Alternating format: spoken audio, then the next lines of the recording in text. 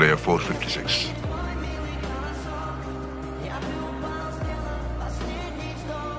மனிதாபிமானத்து மேல இன்னும் நம்பிக்கை இருக்கா?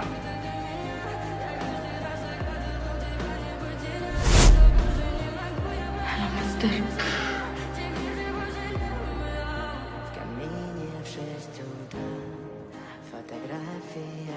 இந்த தப்பா பண்ணாத.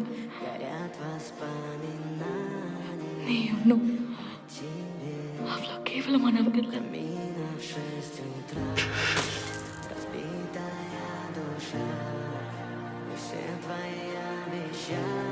நாங்க பந்தய குதிரை இல்ல,